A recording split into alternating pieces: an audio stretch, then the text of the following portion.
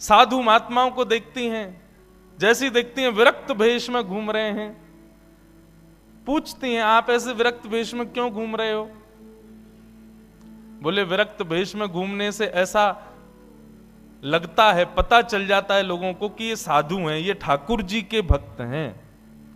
जैसे कथा आती है, हनुमान जी महाराज सीता जी से पूछते हैं आप सिंदूर क्यों लगाती हो? बोले कि इससे पता चलता है कि हम राम जी की गृहिणी हैं, राम जी हमारे हैं। हनुमान जी पूरे शरीर पर सिंदूर लेप के घूमने लगे।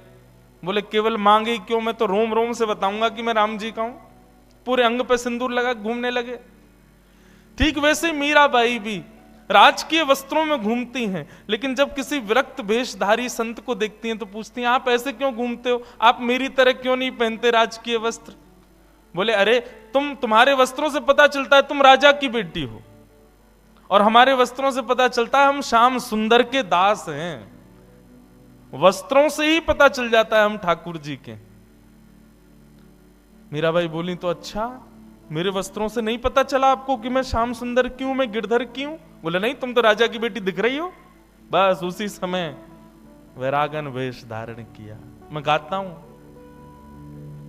जिन भेषा मारो सावरो रीझ है, जिन भेषा मारो सावरो रीझ है, जिन भेषा मेरो गिरधर रीझ है, जिन भेषा मेरो गिरधर रीझ है, ओ जिन भेषा राधा रमण जुरीझ है, जिन भेषा राधा रमण जुरीझ है, मैं तो सो ही भेष धरूंगी हो, मैं तो सो ही भेष धरूंगी। अब हमारे मंच पे महात्मा विराज रहे हैं, रूप से ही पता चल रहा है कि ये ठाकुर जी के भक्त हैं।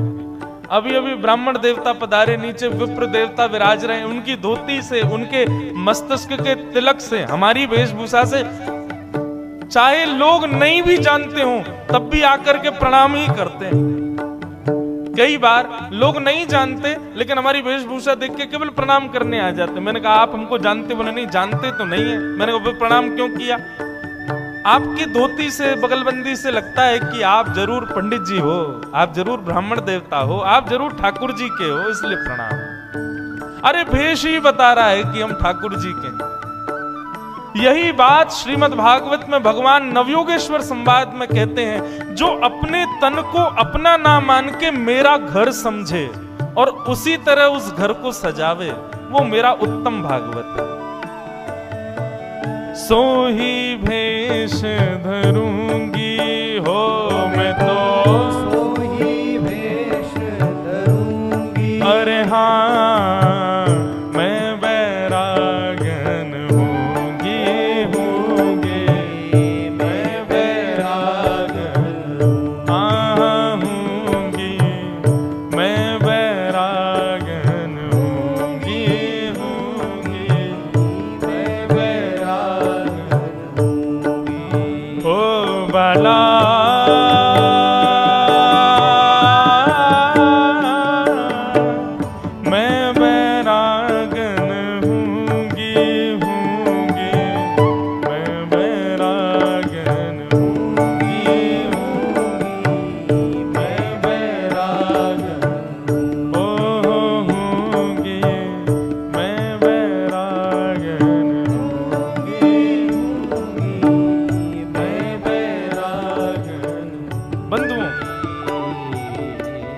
आप लोगों को याद हो जाए तो बहुत अच्छा, नहीं तो डायरी में लिखते जाना कहीं पे।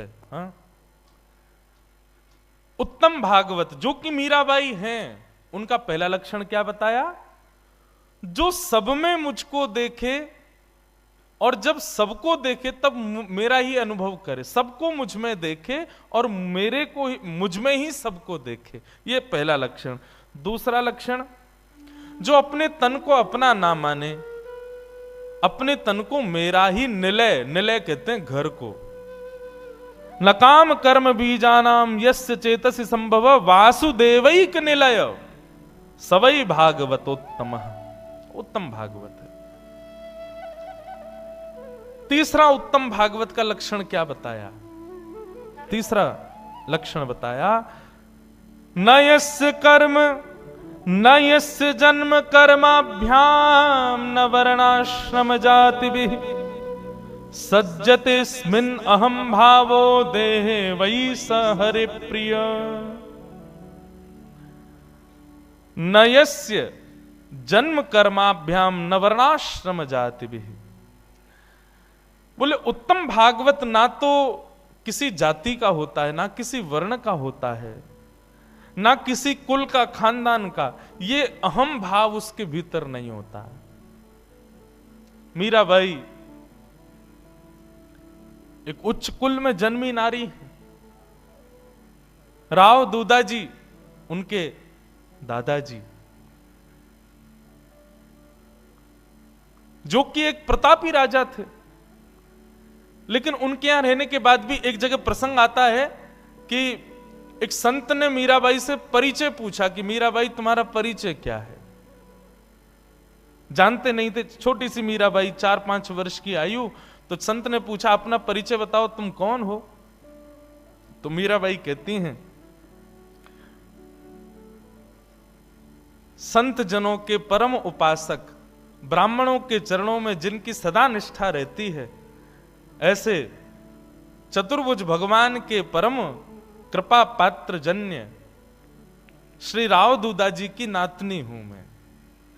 उन्होंने यह परिचय नहीं दिया कि राठौड़ वंश के राजा हैं, मेड़ता के राजा हैं, आदि आदि क्षेत्र के राजा हैं, इतने योद्धा रहे हैं, इतने बड़े विजयी पुरुष हैं, ऐसा कुछ परिचय नहीं दिया। राजकीय परिचय नहीं दिया, ऐश्वर्यवंत परिचय नहीं दिया। अपने दादाजी का परिचय क्या दिया कि संतों के, ब्राह्मणों के परम उपासक राव दूधाजी की मैं वंश में उत्पन्न हुई एक बालिका हूं, मेरा नाम मीरा है। संत इसी बात से ही प्रभावित हो गए। वाह, एक बार भी ये नहीं कहा कि मैं राजा के कुल में जन्मी। एक हर परिचय में क्या कहा कि संतों के चरणों के उपासक, ब्राह्मणों के उपासक, उनकी मैं नातनी मीराबाई। तो नयस्य जन्म कर्माभ्याम न वर्णाश्रम जातिभिः।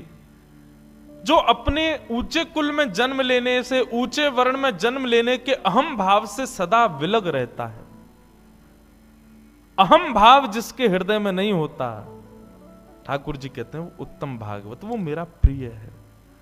अच्छा, उत्तम भागवत का एक और अर्थ यदि कर दें तो हम आप सब लोगों को हरि प्रिय लगते हैं, लेकिन उत्तम भागवत वो होता है जिसको, जो हरि को प्रिय लगता है। आप मीराबाई के रूप में ऐसा नहीं कह सकते कि उनको गिरधर नागर प्रिय लगते हैं। आप ऐसा कहो कि गिरधर को वो प्रिय लगती हैं। ठाकुर जी तो सबको प्रिय लगते हैं, लेकिन मीराबाई ठाकुर जी को प्रिय लगती है। ब्रज की गोपियां ठाकुर जी को प्रिय लगती हैं। इस प्रकार बंधुओं, उत्तम भागवत के कई सारे लक्षण बताए। आज 3 ही सुनो, और भी बताएंगे। और मीराबाई में सब ये गुण लक्षण ढूंढना और धीरे धीरे हम में आवे, ऐसा विचार करना। भक्तिमती मीराबाई। मीराबाई अपने पूर्व जन्म में बंधुओं एक माधवी नाम की गोपी थी। एक बात सदैव याद रखना, जब तक विरह व्याप्त जीवन में नहीं होगा ना, तब तक ठाकुर जी का दर्शन नहीं हो सकता। ठाकुर जी को जीवन में प्रकट विरह ही करेगा। भक्ति में विरह नहीं आया, ठाकुर जी प्रकट नहीं होंगे। मीराबाई का विरह बहुत बड़ा है। हम लोग सुनते हैं पूरा जीवन उन्होंने विरह सहा। पूरा जीवन नहीं बंधुओं, पूरे एक युग तक मीराबाई ने विरह सहा है। माधवी नाम की गोपी हैं मीराबाई। नन्हे से गोपाल जी अपने द्वापर युग की कथा, पहले पूर्व जन्म की कथा सुने मीराबाई की। ठाकुर जी अपने सब ग्वाल बालों के साथ में आनंद करते हैं। सब ग्वाल बालों के साथ में ठाकुर जी, नन्हे से गोपाल जी खेल रहे थे। मधुमंगल, श्रीदामा आदि ये सब, तन सुखा, मन सुखा, धन सुखा, ये सब ठाकुर जी के सखा हैं। बहुत ध्यान से सुनो।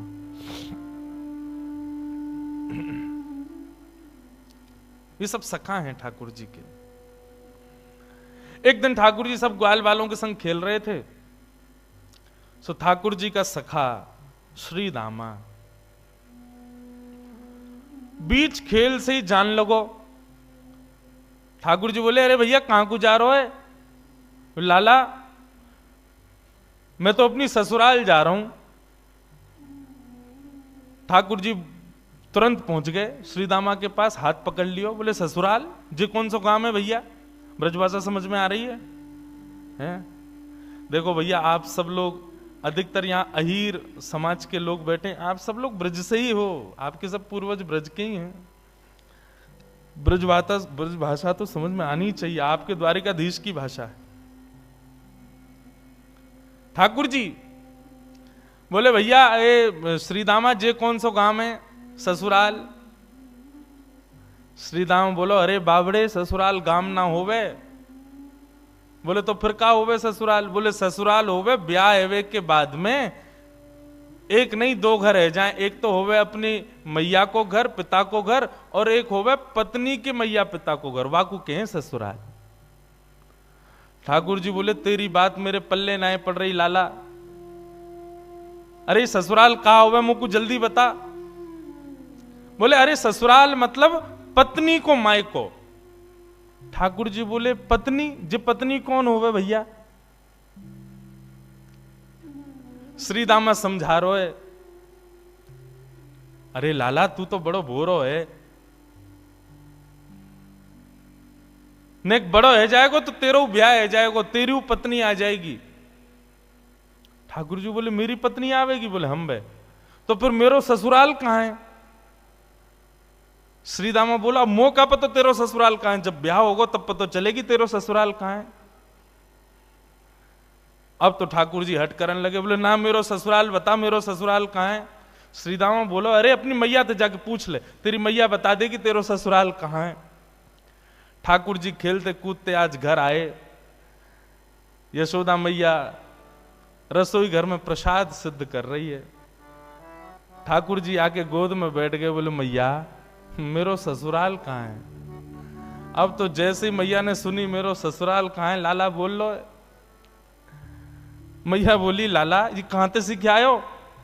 बोले, आज मैया मैं खेल रहे हो तो श्रीदामा अपनी ससुराल गए हो, तो वो बोलो मैं ससुराल जा रहा हूं, तब से मेरे मन में आ रही मेरो ससुराल कहां है।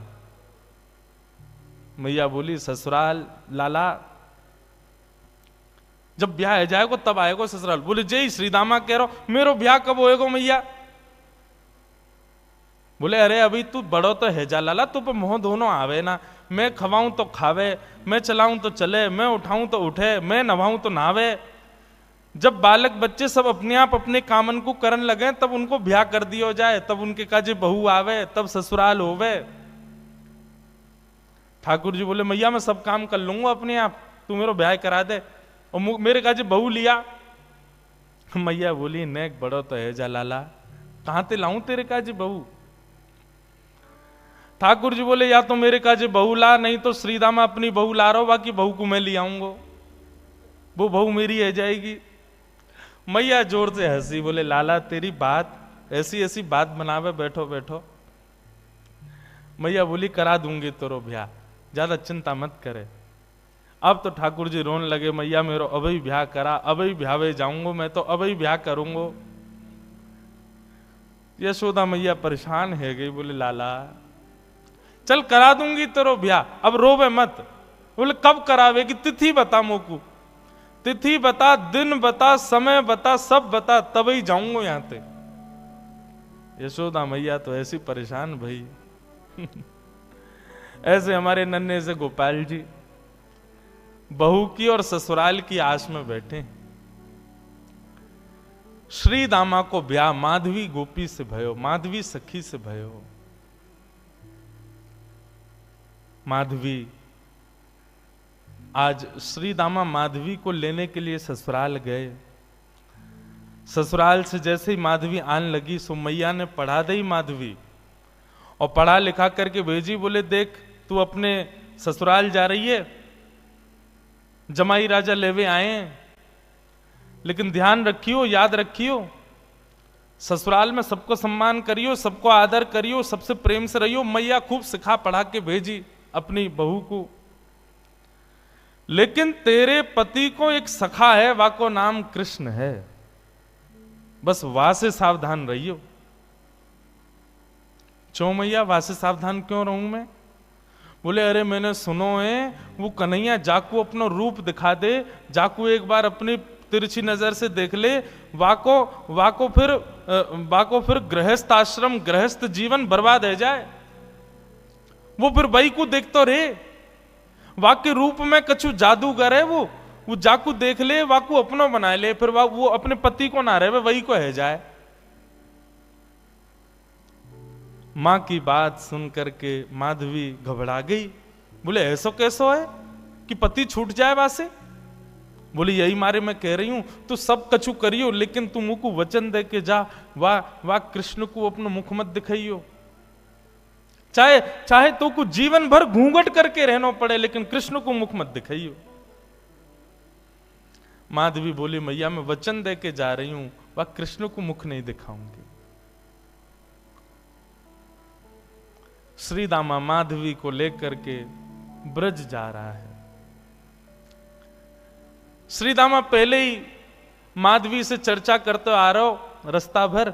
सो श्री दामा ने कही, बोली अरे सुन, ब्रज में अभी मैया मिलेगी, पिताजी मिलेंगे, सब मिलेंगे, सबके संग फिर बोलो मेरो एक सखा है कृष्ण, वाकू जब से मैंने बताई ससुराल के बारे में, ब्याह के बारे में, तब ते बड़ा उतावलो है, तो है सके वो तो से मिलवे आवे तो वाकू अपना मुख दिखाई दियो। मीराबाई ने जैसे ही कृष्ण को नाम सुनो महाराज, माधवी ने जैसे ही कृष्ण को नाम सुनो, आधे रास्ता में ही घूंघट कर लियो। बोले वहां से ही तो बचवे के काजे मैया ने कही है, वहां को मुख नहीं दिखाऊंगी। बंधुओं, संसार में जिससे मुख छुपाना चाहिए हम उसको तो दिखाते हैं, और जिससे कभी नहीं छुपाना चाहिए उसी से छुपाते हैं। संसार के विषय भोग विलास आदि इन सबके आगे हम अपने आप को प्रत्यक्ष प्रस्तुत कर देते हैं, और ठाकुर जी की भक्ति, ठाकुर जी के भाव में सदैव गोपनीय रखते हैं, सदैव अपने आप को पीछे रखते हैं। ऐसा क्यों?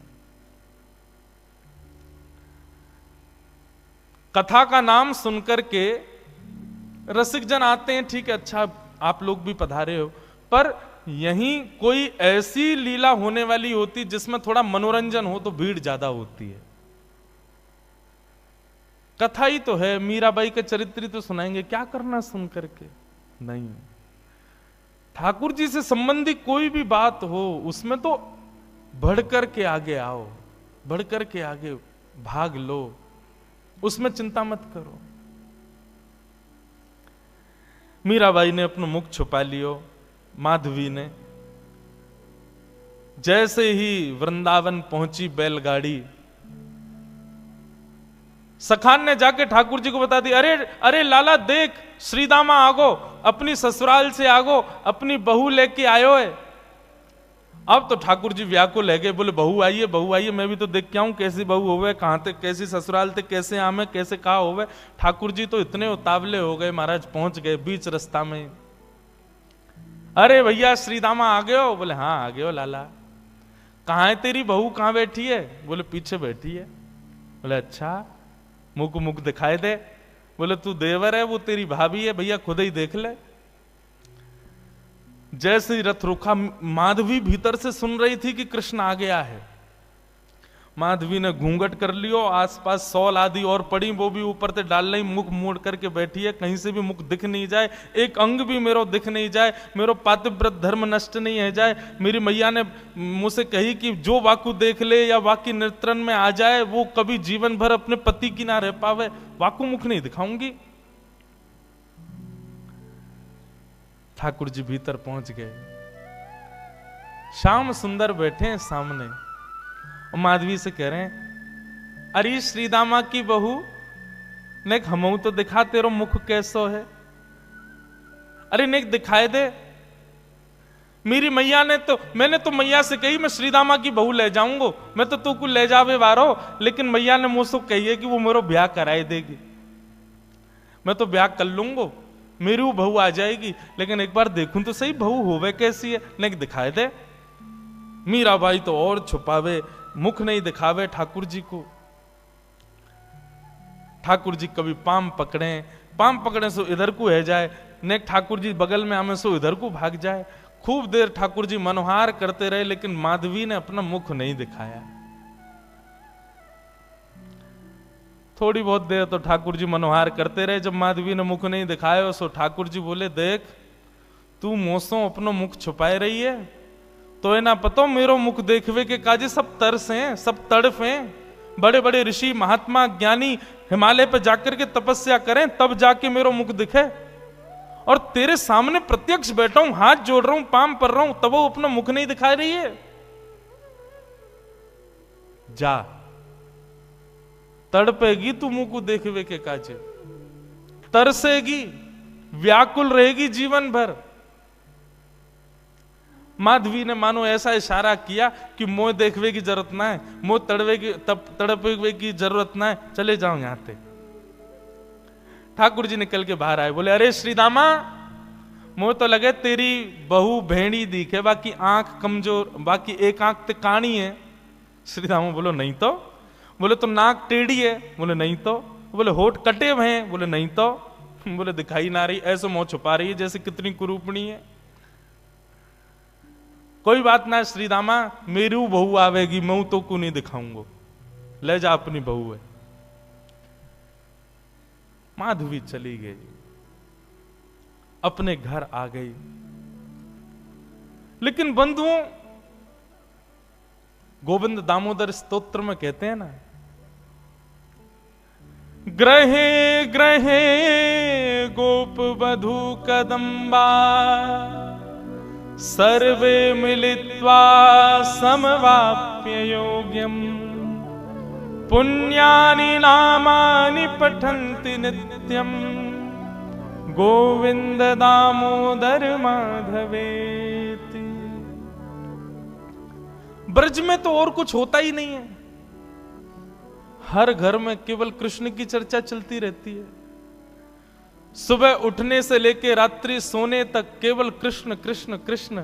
कृष्ण ने ऐसो कियो, कन्हैया ने ऐसो कियो, अरे आज तो नंद को लाला वहां घूम रहे हो, अरे आज तो नंद को लाला वहां डोल रहे हो, सब जगह यही चर्चा। अब माधवी सोचे इन पे और कोई बात ही नहीं है, अगल बगल की सब गोपियां, पूरे घर गृहस्थी की कोई बातचीत नहीं, बस पूरे दिन वो नंद को लाला ऐसो करे, नंद को छुरा ने आज तो ऐसो कियो, अरे आज तो माने ऐसो कियो, पूरे दिन वही की चर्चा।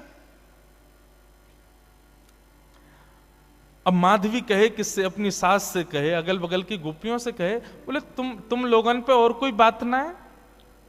कभी बैठ जाओ, कहीं चले जाओ, 24 घंटा या कृष्ण कृष्ण कृष्ण कृष्ण वही की चर्चा करते रहो। और भी तो कई बातें गृह गृहस्थी की कर लो भैया, ये 24 घंटा कन्हैया। एक गोपी बोली, अरे ये नई नई आई है का अभी ब्रज में? बोले हम बे अभी नहीं आई है।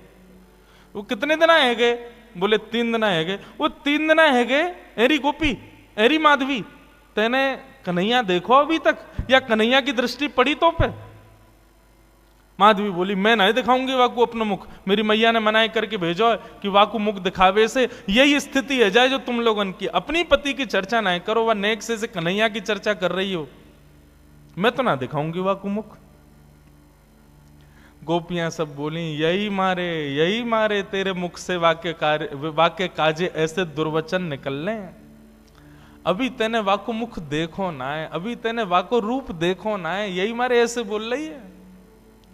अरे जाद ना वो छवि दिख जाएगी ना, जाद ना वो मोहनी मूरत सांवनी सूरत तेरे चित्त में बस जाएगी ना माधवी, तू भी हमारी तरह वही की चर्चा करेगी। माधवी मन में सोचती भी है, ऐसा कहा है वाक्य रूप में जो और कोई चर्चा ना आवे चित्त में।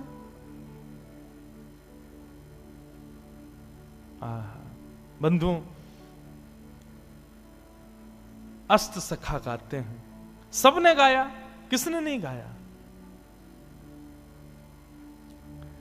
कैसो है ठाकुर जी को रूप?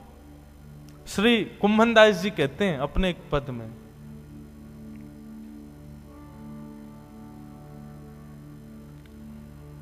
नैना पलक लागे नहीं, रूप देखे।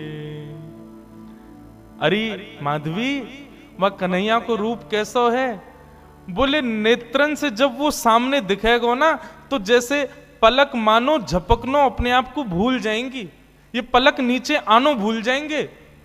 आज हम संसार की कोई वस्तु देखें तो पलक ना जाने कितनी बार झपके, हमें खुद को पता ना चले। बोले श्याम सुंदर जब नेत्रन के सामने आएंगे तो पलक भी भूल जाएंगी कि हमको झपकनो है। ऐसा रूप है वाको। गोवर्धन के अंग अंग प्रति निरख नैन मन रहत नहीं। अरे वाको एक एक अंग ऐसा है कि एक अंग को देखेगी तो वर्षों तक एक ही अंग को चिंतन चलता रहेगा।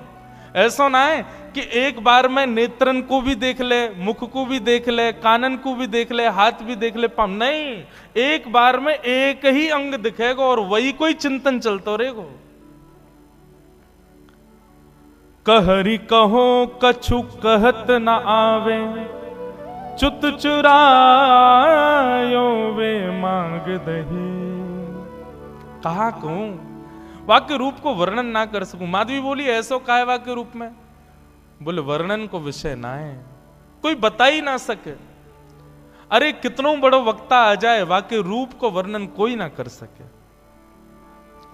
कुंभन दास प्रभु के मिलवे की, कुंभन दास प्रभु के मिलवे की, सुंदर बात सखियन सो कहे। आहा नैन पलक लागे नहीं। ऐसा रूप है वह कन्हैया को। अब तो माधवी पतो चल जाए या गली में कन्हैया है तो वह गली में ना जावे, पतो चल जाए कि यहां से अभी गुजरे तो वहां नहीं जावे, हर जगह से अपने आप को बचावे। लेकिन मैं अपनी कथा में कहा करता हूं बंधुओं, 5000 साल पुरानी बात नहीं, आज भी वृंदावन आपके भीतर पंच रसों से कृष्ण को प्रवेश कराता है। आज भी देखोगे तो श्री कृष्ण दिखेंगे वृंदावन में, कहीं नहीं तो दीवारों पे दिख जाएंगे, कहीं नहीं तो कहीं भी दिख तो जाएंगे। आंख बंद कर लोगे तो कानों से नाम के रूप में प्रवेश कर जाएंगे, कान भी बंद कर लोगे तो जीभ से जो भी पा रहे हो वो सब प्रसाद ही है, वृंदावन में सब भोग ही है, तो रूप रसना के रूप से प्रवेश कर जाएंगे। मुख से कुछ खाओगे नहीं, नेत्रों से देखोगे नहीं, आंखों कानों से सुनोगे नहीं, तो नासिका से प्रवेश कर जाएंगे।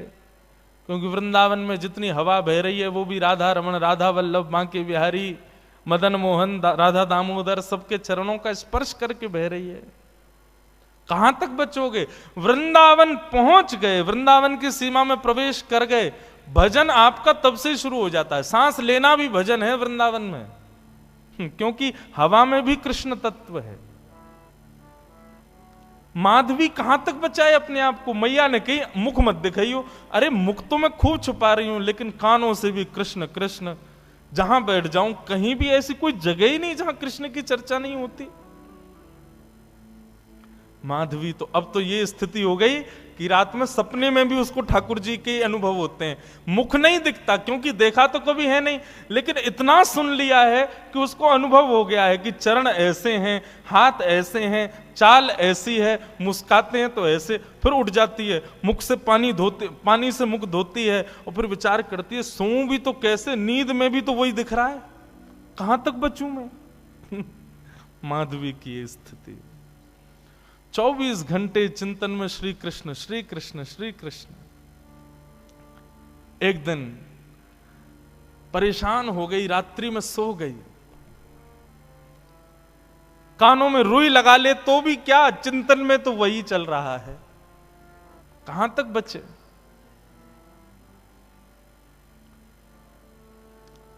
रात्रि में सोई थी, आज मानो मीराबाई को ऐसा लगा कि सुबह हो गई है, और तुरंत उठ करके हाथ मुंह धो करके माधवी ने मटका उठाया, यमुना जल भरने के लिए निकल पड़ी।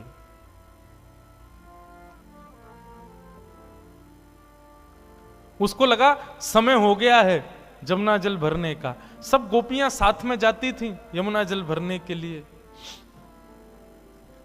लेकिन मीरा आज माधवी समय से पहले ही उठ करके चली गई। उसको लगा कि समय हो गया है और पहुंच गई यमुना के तट पर। तट पर जाकर के देखा अभी तक कोई भी नहीं, अकेली मैं, बाकी सब कहां चली गई। हो सकता है मुझे विलंब हो गया हो, या मन में भाव आया मैं जल्दी आ गई हूं तो कोई बात नहीं, भर लेती हूं, आई गई हूं तो। अकेली है यमुना के तट पर माधवी।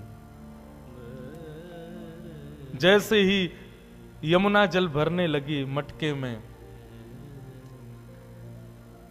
रोज उठा के लेके जाती है खुद ही, लेकिन आज मटके में जल जैसे ही भरा, उठाया तो उठे ना, भार बढ़ गया है, भारी हो गया है। अब तो लगी है उसको उठाने में, कभी खूब प्रयास करती है, खींचती है, आसपास देखती है कोई आ जाए, कोई आके उठवा दे।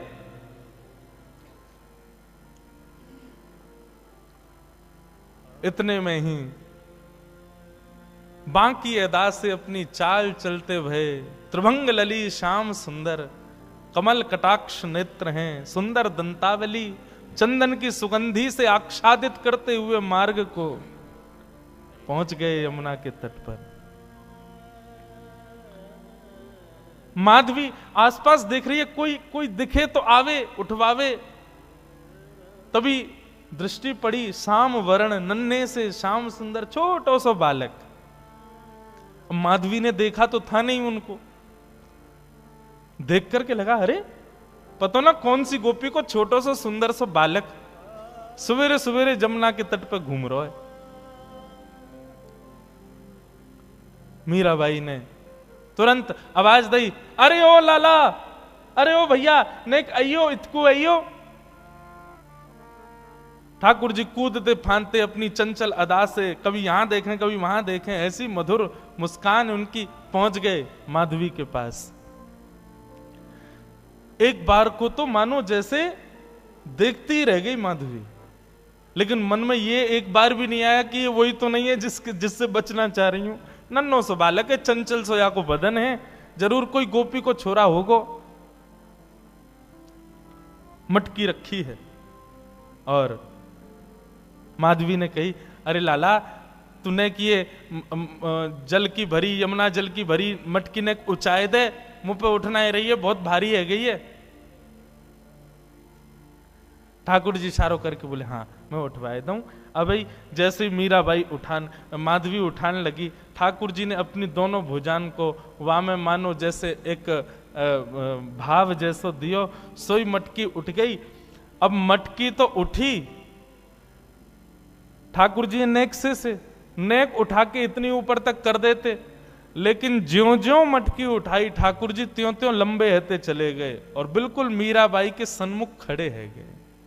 ऊंचाई करके जैसे ही मटकी शीश पे धारण कराई, शीश पे मटकी धारण करते ही माधवी ने अपने नेत्रन से सामने देखो, और जैसे ही सामने देखा, आहा, वरहा पीडम नटवर वपुः कर्णयो कर्णकारम, विभ्रदवास कनक कपिसं वै जयंतीं चमालां, रंध्रान वेणु वधर सुधया पूरयन गोप वृंदै वृंदारण्यम स्वपद रमणम प्राविशद गीत कीर्ति।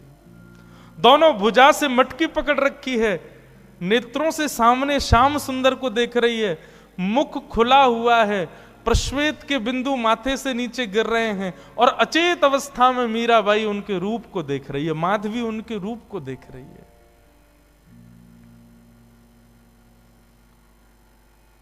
ठाकुर जी के नेत्र ही तो खतरनाक हैं सबसे ज्यादा। एक बार दृष्टि पड़ जाए तो फिर कोई और के रह नहीं पाओगे। मेरे मन में बंधुओं आता है कि हम ठाकुर जी के दर्शन करके पुनः सहज इसलिए हो जाते हैं क्योंकि हमने उनको देखा, उन्होंने अभी हमको नहीं देखा। कभी ठाकुर जी ने यदि हमको देख लियो ना, तो एक बार उनके सामने जाके फिर सहज नहीं हो पाओगे। फिर अन्यत्र कहीं मन लग नहीं पाएगा। मीराबाई माधवी अचेत खड़ी है। ठाकुर जी से जितनो बचनो चारे, ठाकुर जी ने उतने सबरे अपने बाण मार दिए, नेत्रन से कटाक्ष मार दी, मधुर मुस्कान कर दी, अपने रोम रोम को दर्शन कराई दियो। महाराज अब तो माधवी की स्थिति एक जड़वत कोई मूर्ति जैसे खड़ी रहती है, ऐसे खड़ी है। गोपियों ने एक ही दिन पहले ही बताया था कि वो दिख जाता है तो क्या होता है, वही हो गया। अब ठाकुर जी तो अपने सैन चला करके वहां से भाग गए। समय हुआ उन गोपियों के आगमन का जो यमुना जल रोज भरती थी। जैसे ही आई, आकर के देखा अचेत अवस्था में अब भी ऐसे ही खड़ी है माधवी। सबने आकर के देखो, अरे ये तो हमारी माधवी है। अरे ऐसे कैसे खड़ी है भैया? अरे सांप सूंघ गए हो का है गो? ये तो ऐसे मूर्तिमंत है कि खड़ी है। कोई हाथ पकड़े, कोई पांव पकड़े, कोई मुख को खींचे, थोड़ी हिलावे, लेकिन बिल्कुल मूर्तिमंत। नेत्रों से केवल 2 अश्रुबिंद गिर रहे हैं, आंखें पलक झपक भी नहीं रही हैं, मानो केवल देह खड़ा हो। चित्त वृत्ति तो ले गया अपने साथ, खड़ी। एक गोपी बोली, अरे का है गो? कोई ने टोना कर दियो का? कोई ने मंत्र फूक दियो का? एक गोपी मंद मंद मुस्काए के बोली, बोले कहीं ऐसा तो ना है नंद जी को छोनाया ने देख लियो होए। अरे जो ज्यादा वासे बचवे को प्रयास करे वो वही कोई पकड़े। ये बहुत घूमती ना, वाकू नहीं देखूंगी, वाकू मुख नहीं दिखाऊंगी, वासे वाकू की तरफ नहीं करूंगी। मुझे लगे कहीं वही ने तो याकू अपनो दर्शन नहीं करा दियो।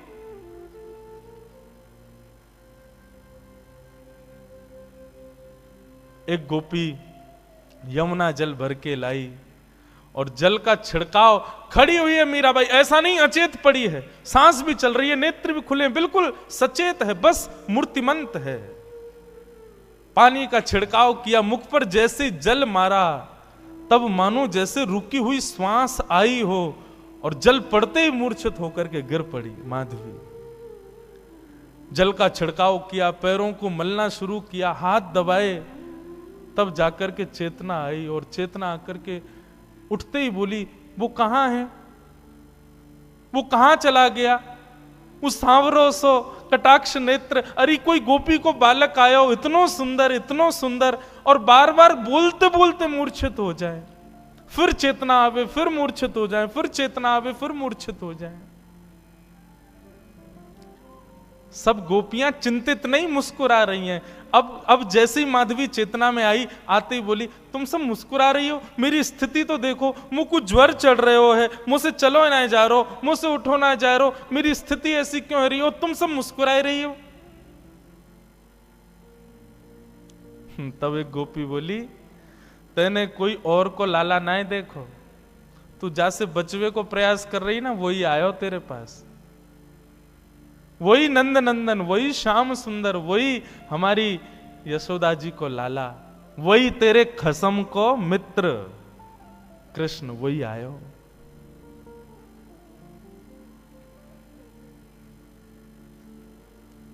मीराबाई,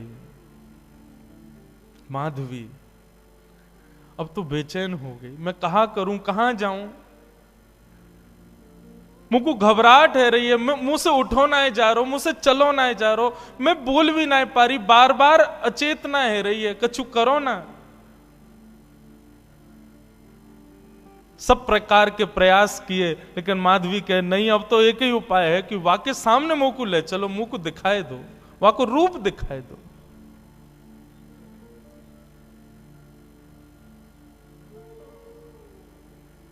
बंधुओं, कृष्णदास जी सही कहते हैं,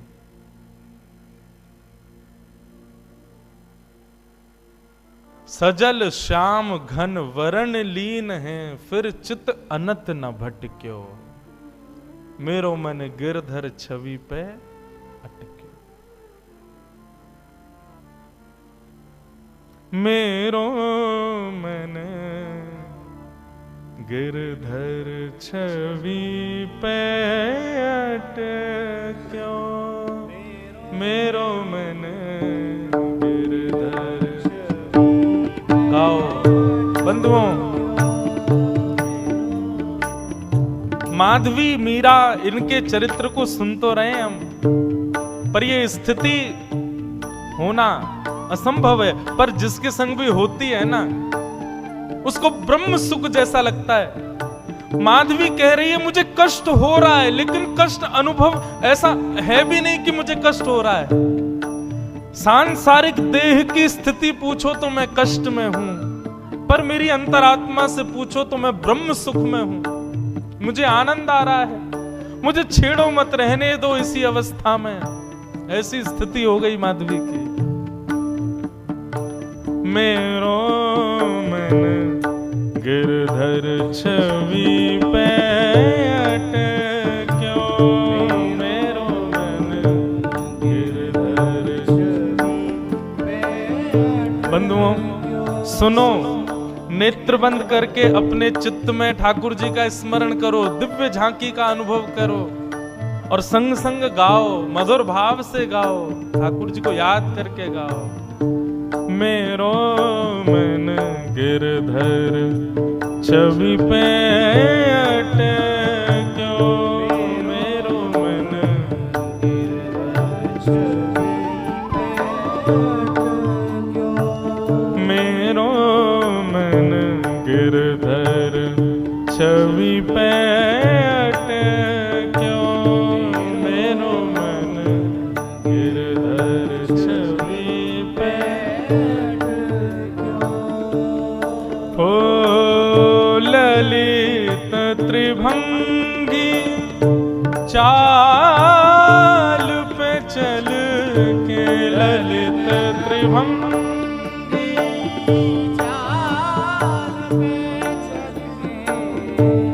ललित त्रिभंगी चाल पे चल के, ललित त्रिभंगी चाल पे चल के, चिबुक चारू गड़ी ठट क्यों, हो चिबुक चारू गड़ी ठट क्यों, मेरो मन गिरधर छवि पे अटक्यो, मेरो मन गिरधर छवि पे अटक्यो, मेरो मन गिरधर छवि पे अटक्यो,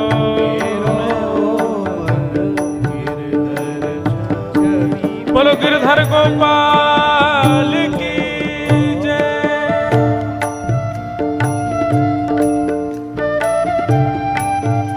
जय हो प्राणनाथ।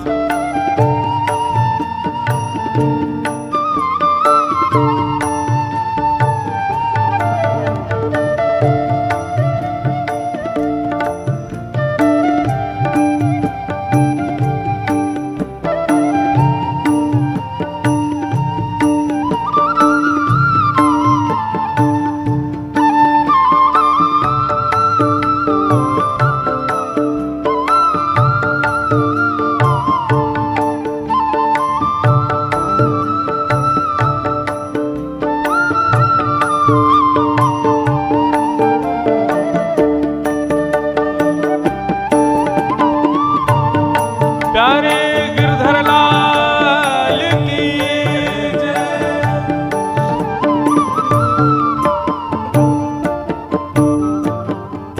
सजल श्याम घन वरण लीन है,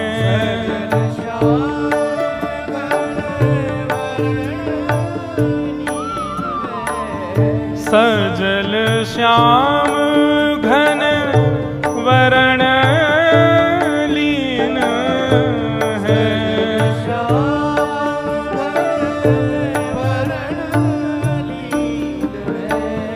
फिर चित अनंत न भट क्यों,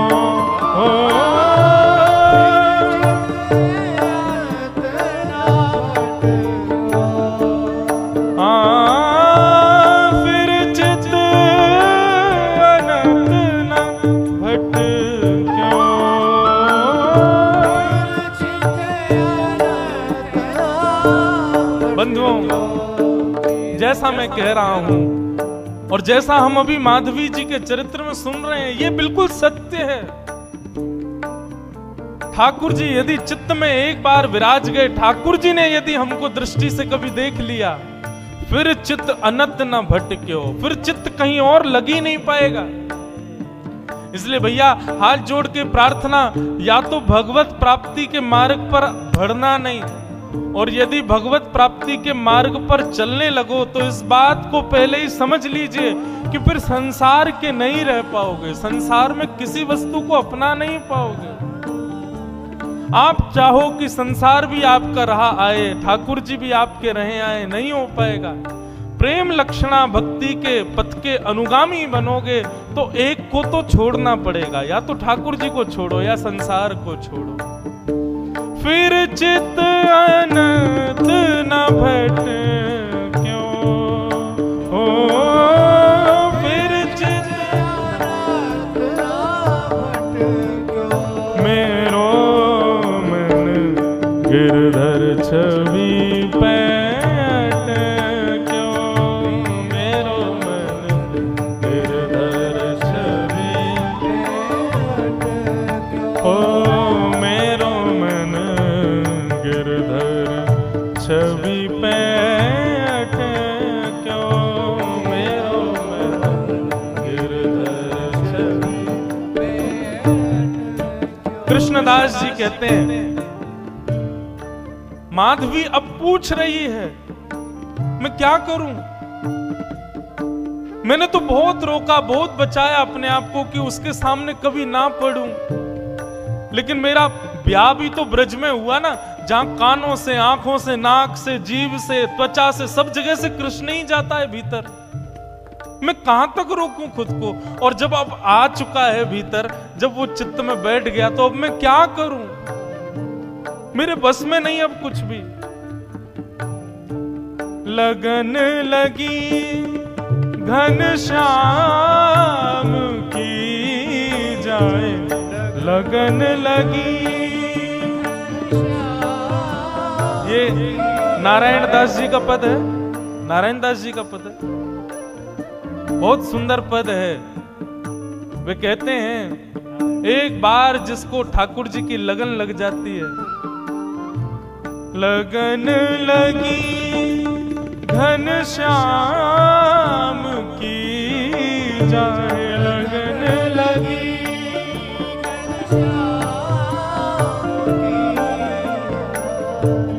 लगन लगी घनश्याम की जाए, लगन लगी।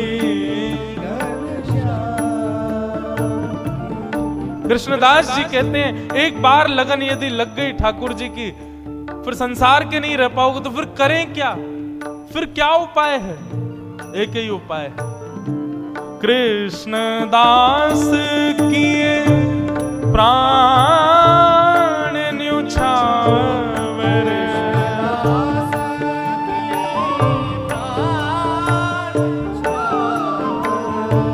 कृष्णदास किए प्राण न्युछावर,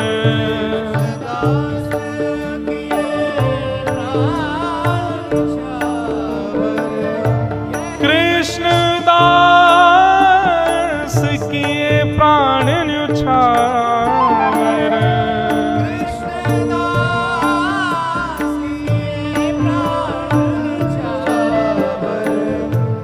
यह तन जग सिर पट क्यों,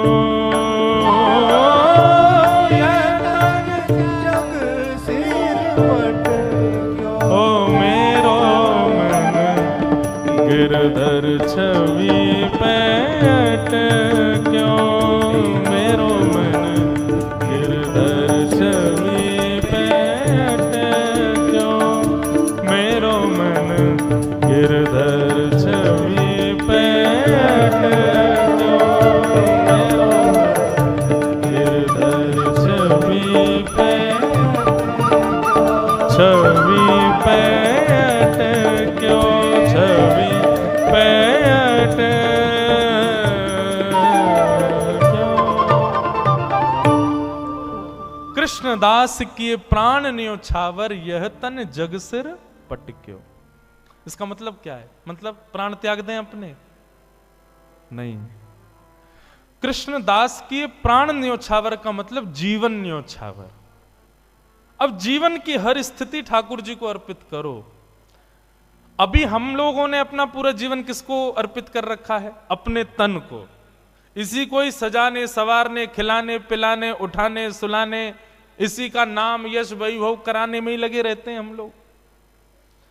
लेकिन वैष्णव भक्त का एक एक क्षण केवल ठाकुर जी के लिए होता है।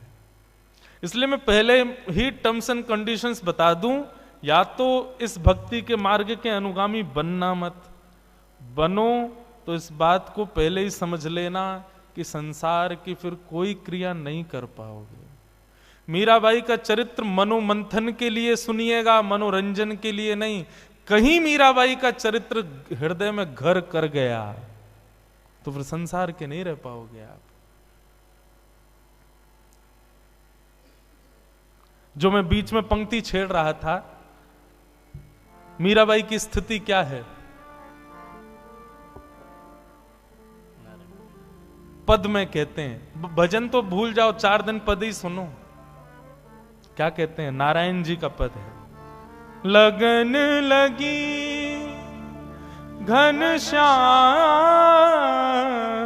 की जाए, लगन लगी घन श्याम की जाए, लगन लगी घन श्याम। स्थिति क्या होती है? धरत कहूं पग परत है कित हूं, रखोगे कहीं पैर और जाएगा कहीं। धरत कहूं पग परत कित हूं, भूल जाए सुधि धाम की। छवि निहार नहीं रहे सार कछु, छवि निहार नहीं रहे सार कछु, धरि पल निस दिन जाम की जाए, लगन लगी घन श्याम की जाए, लगन लगी घन श्याम की। बंधुओं, ठाकुर जी कुछ रूपों से आकृष्ट करते हैं। 5 रस तो प्रमुख हैं, रूप रस स्पर्श गंध और शब्द। जरूरी नहीं है कि कथा से ही आपका चित्त पकड़ा जाए, लेकिन एक बात समझिएगा, कथा से ठाकुर जी के नहीं हो पाए तो बाकियों में संशय हो सकता है कि बाकियों से ठाकुर जी के हो पाओगे। या तो ठाकुर जी का रूप देख करके आप उनके आसक्त हो जाओगे, या तो ठाकुर जी के रसयुक्त कीर्तन पद को सुन के उनके हो जाओगे, या तो ठाकुर जी के या ठाकुर जी के वैष्णवों के स्पर्श से उनके हो जाओगे, या ठाकुर जी की सुंदर गंध यानी कि उनके अनुभव से उनके हो जाओगे। लेकिन रूप रस स्पर्श गंध ये चारों तब तक सार्थक नहीं होंगे जब तक शब्द से उनके नहीं होंगे, मतलब कथा से उनके नहीं होंगे। माधवी के साथ क्या हुआ? 24 घंटे ब्रज में कृष्ण की चर्चा चलती रहती है, तो ना चाहते हुए भी कृष्ण चिंतन जा रहा था चित्त में, कृष्ण की कथा प्रवेश कर रही थी चित्त में। चित्त में कथा ने प्रवेश किया तब रूप ने आकृष्ट किया। कथा पहले आएगी जीवन में, और माफ कीजिए जिसके जीवन में कथा ने प्रभाव नहीं किया ना, वो उसके सामने ठाकुर जी खड़े भी हो जाएंगे तो भी उसका कुछ नहीं होगा। कथा प्रथम आसक्ति है। आपके श्री रुक्मणी जी ने जब द्वारिकाधीश को पत्र लिखा, क्या कहा? कि श्रुत्वा गुणान भुवन सुंदर शृण्वताम ते। श्रुत्वा गुणान, मैंने आपको सुना है, और जब से सुना है तब से आपसे प्रेम किया है। मतलब बिना सुने प्रेम नहीं हो सकता। कई लोग कहते हैं महाराज जी तीर्थ दर्शन करा दो, हमको प्रसाद पवा लो, कुछ भी करा लो, कीर्तन में नचा लो, कथा सुनने की मत कहो। तो मेरे मन में आता है इस जन्म में तो ठाकुर जी तुझको कभी नहीं मिलने वाले, तू कथा से तेरे में रति नहीं है, कथा से तुम्हारे अंदर हृदय में प्रीति नहीं है, तो चाहे तुम कितने भी साधन कर लो। श्रीमद् भागवत में लिखा श्रम एव ही केवलम, यदि आप सारी क्रिया करते हो लेकिन कथा से रुचि नहीं है तो आपके द्वारा की गई समस्त क्रियाएं श्रम हैं। आहा, मीराबाई, माधवी, अब स्थिति हो गई, धरती कहीं है, पैर जाता कहीं है, चलती कहीं है, बैठती कहीं है, सोचती कुछ है, करती कुछ है। जित मुंह उठे तित ही धावे, मतलब जहां मुख घूम जाता वहीं को दौड़ने लग जाती हैं। वो खड़े श्याम सुंदर, मुख यहां घूम, अरे वो खड़े श्याम सुंदर। जित मुंह उठे तित तित ही धावे, सुरत न छाया धाम की। अस्तुति निंदा करो भले ही, मेड़ तजी कुल जाम की। अब चाहे कोई मेरे भाव की प्रशंसा करे या कोई मेरे भाव की निंदा करे, मुझे उससे कोई मतलब नहीं है। अरे तू तो पागल है, तू तो ऐसी है, तू तो वैसी है, कोई बात नहीं। अरे ये तो परम भक्त है, परम वैष्णव है, तो प्रशंसा सुनने से ज्यादा अच्छा भी नहीं लगता, और कोई बुरा कहता है तो बुरा भी नहीं लग रहा है। ऐसी स्थिति हो गई। नारायण बौरी भई डोले, नारायण बौरी भई डोले, रहू न काहू काम की जाहे, लगन लगी घन श्याम की जाए, लगन लगी घन श्याम।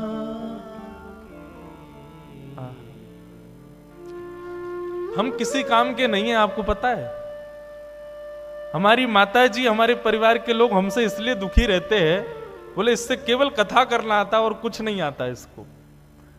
हम जब, वैसे तो घर जाने का अवसर नहीं मिलता, 2-3 महीना कथाओं में ही रहते हैं, लेकिन जब घर जाते हैं तो घर के काम माता जी कहती हैं ये भी देखो, वो देखो, भैया इतने दिन में आए हो, ये देखो, तो वो सब होता ही नहीं है।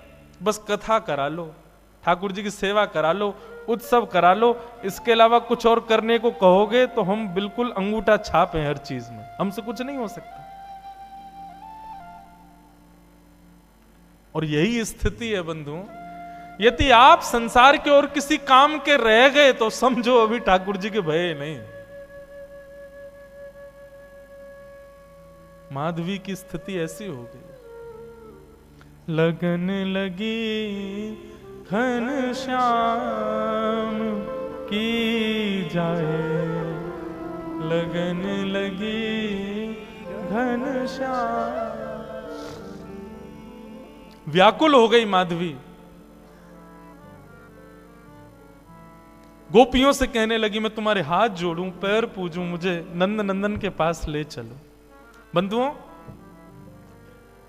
यह हमारे ब्रज साहित्य की कथा है। ब्रज की कोई गोपी जब उसको ठाकुर जी का दर्शन करना होता था तो क्या करती थी? यमुना जल भरने जाती और चलते चलते धूप का बहाना लगा के कि धूप में चक्कर आ गए और चक्कर खा के गिर जाती, और फिर उस पर जल डालो, औषधि पिलाओ, किसी से ठीक नहीं होती। तब 2-4 गोपी जाती ठाकुर जी के पास, बोले एक गोपी बेहोश हो गई, चलो। ठाकुर जी आते फिर, और ठाकुर जी आकर के वाक्य कान में आकर के कहते चल रही गोपी जल्दी खड़ी है, जा मैं आ गयो। सोई गोपी चेतना में आ जाती, ठाकुर जी को देख लेती, ठीक हो जाती। ठाकुर जी वैद्य बन गए, वैद्य राज। गोपियों की चिकित्सा करते हुए घूमते हैं। एक बार एक गोपी की मैया बोली, बोले ये लाला बड़ो कान में कहा बोले, सबरी गोपी उठ के खड़ी है जाए। एक बार वो वृद्ध गोपी ने विचार किया, आज मैं बीमार होके देखूं, मैं देखूं कहा बोले कान में। उसकी भावना तो कुछ थी नहीं, ठाकुर जी के प्रति प्रेम तो था नहीं। ऐसी चलती चिड़ती हाय राम गिर गई करके बेहोश हो गई। गोपी बोली अरे बेहोश हो गई है सासू मां, कन्हैया को बुलाओ। ठाकुर जी आए, ठाकुर जी आके देखते ही पहचान गए, बोले भाव नहीं है, जबरदस्ती पहचान करना चाह रही है कि मैं कान में क्या बोलता हूं। ठाकुर जी आए, आकर के पहले नब्ज उठा के देखी, बेहोश थोड़ी थी, चेतना में थी, वो तो सुनना चाह रही थी कान में मंत्र क्या बोलते हैं ये। ठाकुर जी ने पहले नब्ज देखी और फिर वो जो पड़ी थी उसकी बहू से बोली, अरे तेरी सासू तो बहुत बीमार रह गई है, याकू तो बड़ो वालो मंत्र देना पड़ेगा। बोले कहा, बोले मंत्र से काम ना चलेगो, या के काजे तो नीम तोड़ के लाओ और नीम को कंडा में जला के नीम को धुआं करो, वहां में लाल मिर्च डालो, वो या की नाक पे लगाओ तब ठीक होएगी। इतने में सास उठ के खड़ी है गई, मैं ठीक है गई लाला, है गई ठीक, तेरे फार्म पूजू, बस अब कचूना चाहिए। श्याम सुंदर ऐसे गोपियों की चिकित्सा करते हैं। लेकिन आज जब माधवी की स्थिति ऐसी भई, गोपियां गई, बोले लाला एक नई गोपी आई है, अचेत पड़ी है, लाला एक बार दर्शन दे दे। बोले कहा नाम है बाको? माधवी। अरे अपने श्रीदामा की बहू। भगवान बोले वो बहू? बोले हाँ। वो ससुराल ते आई का है? बोले हाँ वही। वाकू तो अपना मुख नहीं दिखाऊंगा। अरे बड़ी इतरा रही, मैं बात से पाम पूछ रहा हूं कि अपना मुख दिखाए दे, मुंह को दिखाया हो नहीं माने, पड़ी रहने दो, मैं ना आऊंगा वाक के पास। वाकू तो मैंने वचन दिया है कि वो तड़पेगी मेरे रूप को देखवे के काजे।